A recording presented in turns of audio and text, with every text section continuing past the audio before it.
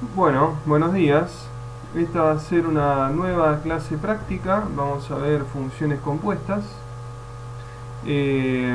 Cambiamos un poco la modalidad. Lo hicimos acá en PowerPoint para que por ahí sea más legible la letra, por si no se entendía tal vez. Así que vamos a comenzar. Vamos a mirar el ejercicio 5 del módulo 4 y nos dan las siguientes funciones. La función u, que es x por y más y por z más x por z, la función x, que es igual a t, la función y, que es igual a e a la menos t, y la función z, que es igual a coseno de t. Entonces el ejercicio es calcular la derivada de u respecto de t utilizando el teorema de derivación de funciones compuestas. Por ende, lo que tenemos que hacer es lo siguiente. Para la resolución, lo primero que tenemos que hacer es valernos de la fórmula para derivar funciones compuestas con una sola variable independiente. ¿Por qué? Porque la función x, la función y y la función z, ¿de qué dependen? De una sola variable que es t.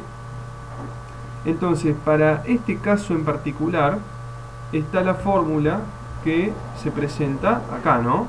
Que es derivada total de u respecto de t es igual a derivada parcial de u respecto de x por derivada total de x respecto de t más derivada parcial de u respecto de y por derivada total de y respecto de t, y análogamente para z.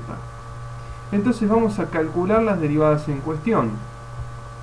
La derivada parcial de u respecto de x es y más z.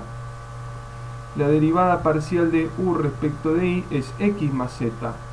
La derivada parcial de u respecto de z es y más x. La derivada total de x respecto de t es 1. La derivada total de y respecto de t es menos e a la menos t.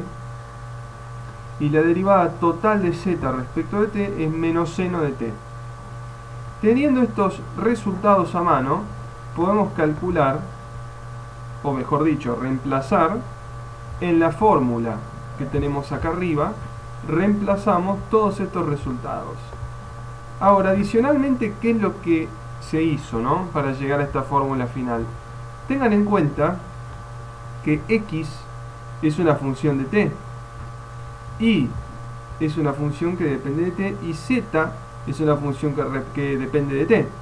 Entonces, cuando yo hago el reemplazo en la tesis del teorema, es decir, en la fórmula, lo que tengo que hacer es colocar la función y, no la letra i, sino la función y.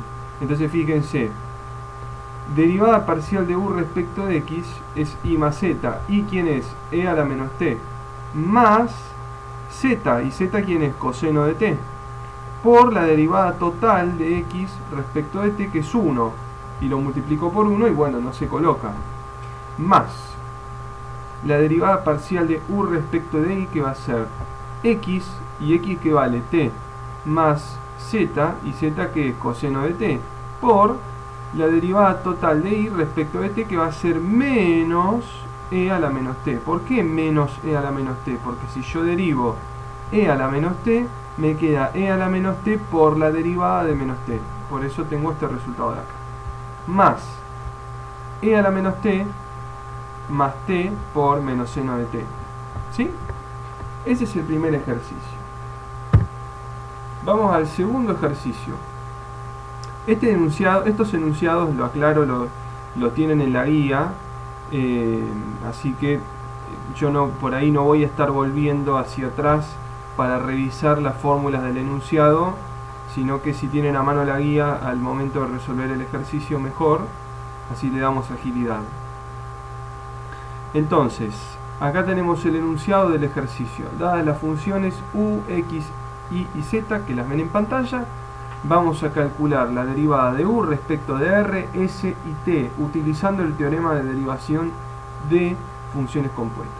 Fíjense que x depende de r y de s, y depende de r y de s, y z depende de t, y t es otra variable independiente, es decir, que tenemos una función u que depende de tres variables, x, y, z, pero a la vez X depende de R y S, Y depende de R y S, y Z depende de T.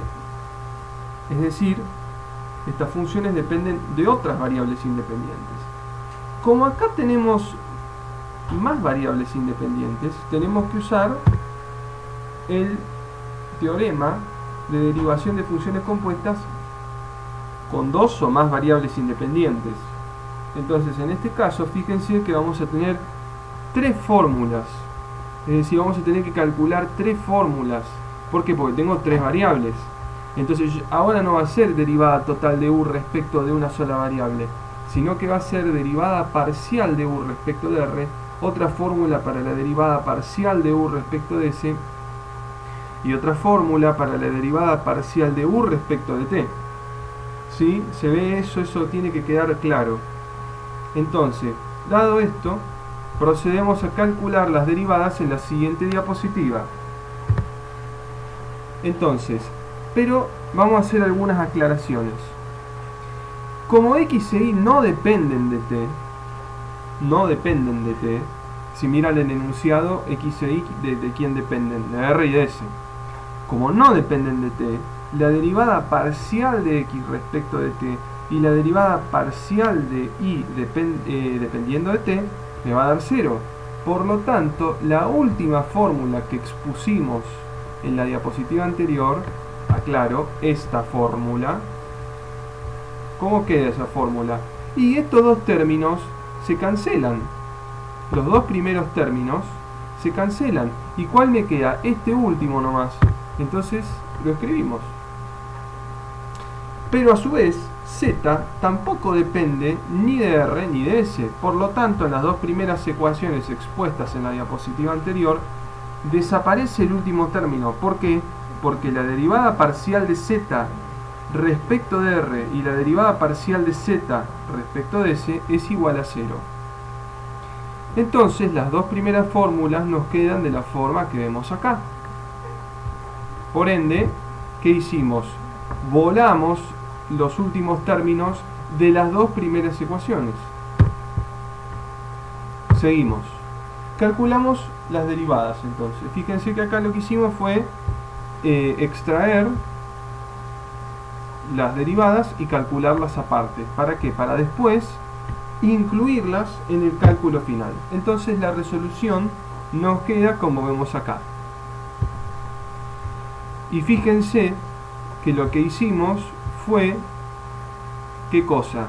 Reemplazar X y Z por sus funciones correspondientes. Así queda concluida la práctica de funciones compuestas.